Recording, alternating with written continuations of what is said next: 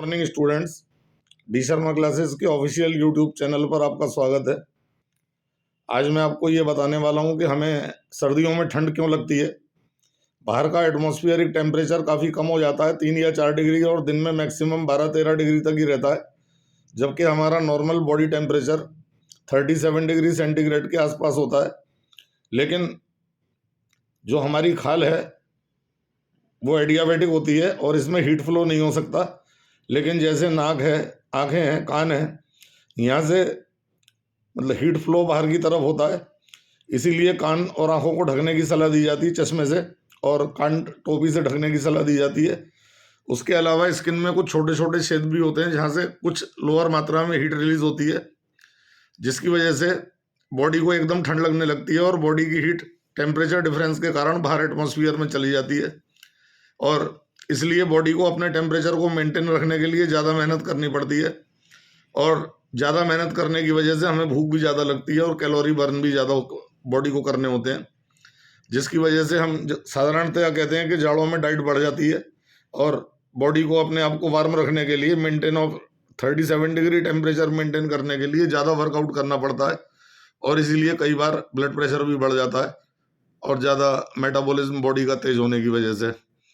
और इसीलिए हमको ज़्यादा अच्छी डाइट जाड़ों में रखनी चाहिए, जिसकी वजह से हम बाहर के टेम्परेचर का, लो टेम्परेचर का मुकाबला कर पाएँ।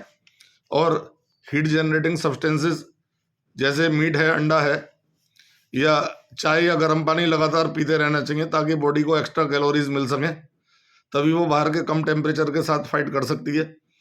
और उच्च हिमालयन रीजन में जहाँ टेम्परेचर -15 -20 तक भी होता है, वहाँ पर इनका रिक्वायरमेंट और ज़्यादा बढ़ जाता है।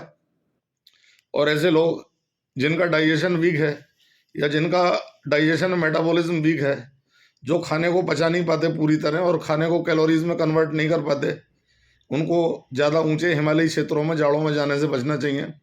क्योंकि अगर बॉडी को प्रॉपर कैलोरीज नहीं मिलेंगी तो वो अपना टेम्परेचर मेंटेन नहीं कर पाएगा, और ऐसी स्थिति को हाइपोथर्मिया कहते हैं। और इसमें सबसे पहले पैरों की उंगलियां सूजना चालू हो जाती हैं, और पैरों की उंगलियां सूजने के बाद वो नीली पड़ती हैं।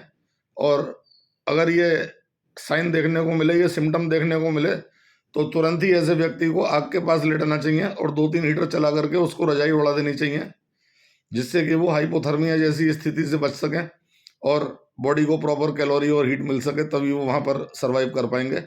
वरना अगर नीलापन बढ़ते बढ़ते अगर पैरों में घुटने से ऊपर पहुंच जाता है तो फिर मरीज के बचने के चांस बहुत कम हो जाते हैं। इसलिए जहाँ भी आपको उंगलियां हाथ पैरों की नीली पड़ती हुई दिखाई देती हैं, तो तुरंत ऐसे पेशेंट को वहाँ से एस्केप करने की ज़रूरत होती है। और मिलिट्री के लोग जो कि सियाचिन ग्लेशियर जैसी जगहों पर बहुत हिम्मत के साथ देश की रक्षा करते हैं, लेकिन वहाँ टेम्परेचर -49-50 तक भी पहुँच जाता है, तो वो लगातार वहाँ ड्यूटी नहीं कर सकते हैं। लगातार गर्म चीज़ें खाने के बाद भी उनका वहाँ पर सर्वाइवल बहुत मुश्किल होता है। इसीलिए 24 घंटे में या 48 घंटे में उनको ट्रांसफ़र करना पड़ता है और नए सैनिक वहाँ भेजने पड़ते हैं। लगातार वहाँ पर सर्वाइवल बहुत मुश्किल होता है। केवल बहुत हिम्मत वाले और गिने चुने सैनिक ही लगातार सर्वाइव कर पाते हैं, वरना ट्रांसफ़र ऑफ द सोल्जर्स की सहायता लेते हुए ऐसे बॉर्डर की रक्षा की जाती है। और काफ़ी ऊंचे जो हिंदुओं के तीर्थ स्थान है, जाड़ों में इसी वजह से मंदिरों के कपाट भी बंद कर दिए जाते हैं, क्योंकि अगर जाड़ों में भी लोग वहाँ जाएंगे तो वो हाइपोथर्मिया जैसी परिस्थितियों में आ सकते हैं। और इंटीरियर एरियाज़ में उतने ज़्यादा इलाज की सुविधाएं भी नहीं होती हैं और प्रॉपर केयर नहीं हो पाती है। तो जाड़ों में सभी अपना ध्यान रखें। तिल का तेल काफ़ी बॉडी को गर्माई देता है। गजक का सेवन जरूर करिए। रेवड़ी और गजक बनाने का उद्देश्य यही है कि गुड़ और चीनी से बने हुए ये प्रोडक्ट्स हैं, तो बॉडी में कार्बोहाइड्रेट ज़्यादा पहुँचे, जिससे क्या होता है कि बॉडी प्रॉपर मात्रा में खाने को बर्न कर पाएगी और कैलोरी ऑब्टेंड कर पाएगी जाड़ों में सर्वाइव करने के लिए। अगर हम कार्बोहाइड्रेट्स की मात्रा घटाएंगे, या जो डायबिटीज के पेशेंट्स हैं कार्बोहाइड्रेट ज़्यादा नहीं ले सकते, तो वो जो बॉडी है अपने आप को कैलोरीज प्राप्त करने के लिए बॉडी के प्रोटीन और फैट को भी जलाना शुरू कर सकती है। तो प्रोटीन ऑफ द बॉडी अगर बर्न होने लगता है तो वो डेंजरस स्थिति होती है, उससे हमें बचना चाहिए। इसलिए we must eat the carbohydrates properly in winters.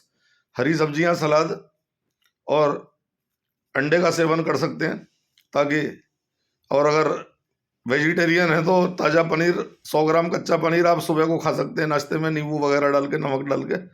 वो आपको काफ़ी हाई कैलोरी प्रोड्यूस करने में मदद देगा।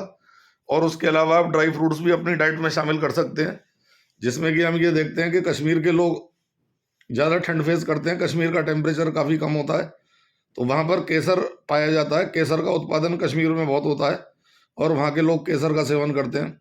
और केसर का सेवन करने से बॉडी को एक्स्ट्रा कैलोरीज और एक्स्ट्रा हीट प्राप्त होती है, जिसकी वजह से वो लोग कश्मीर जैसे एरिया में ठंड में सर्वाइव कर पाते हैं। उसी तरह से ड्राई फ्रूट्स प्रॉपर मात्रा में लेने पर विटामिन ई हमें बहुत मिल जाता है। विटामिन ई जनरली बादाम में, अखरोट में, चिलगोजे में विटामिन बी कॉम्प्लेक्स भी काफ़ी होता है। तो ये विटामिन मिल जाने से बॉडी का मेटाबॉलिज्म थोड़ा बढ़ जाता है और बॉडी को एक्स्ट्रा कैलोरीज प्राप्त होती हैं और हमें ज़्यादा सर्दी नहीं महसूस होती है। इसीलिए पुराने बुजुर्ग भी कहते हैं कि ड्राई फ्रूट्स जाड़ों में ज़रूर लेना चाहिए।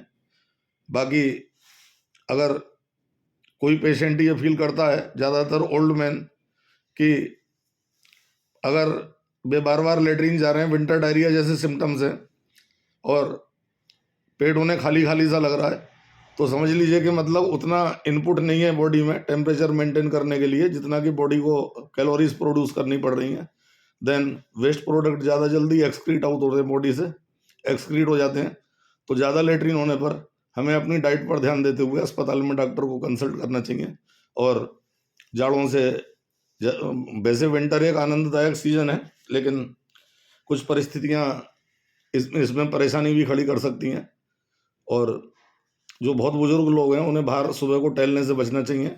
10 बजे के बाद ही टहलने निकलें जब रोशनी हो जाए, क्योंकि बहुत सुबह कोहरे में क्या होता है कि ऑक्सीजन की मात्रा काफ़ी कम हो जाती है एयर में। जब कोहरा रहेगा तो कोहरा जो है एयर को डिस्प्लेस करके ऊपर धकेल देता है, क्योंकि कोहरे का वेट ज़्यादा है।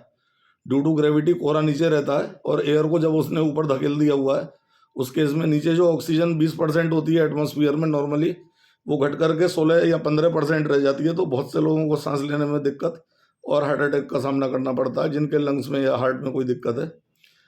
तो उन्हें सुबह के टहलने को अवॉइड करें, 4-5 बजे टहलने ना निकलें और शारीरिक जांच पूरी करा लेने के बाद ही सुबह को टहलने के बारे में सोचें, वरना 10 बजे के बाद ही टहलने निकलना चाहिए, वरना शरीर पर काफ़ी दिक्कतें और परेशानियां खड़ी हो सकती हैं। Thank you.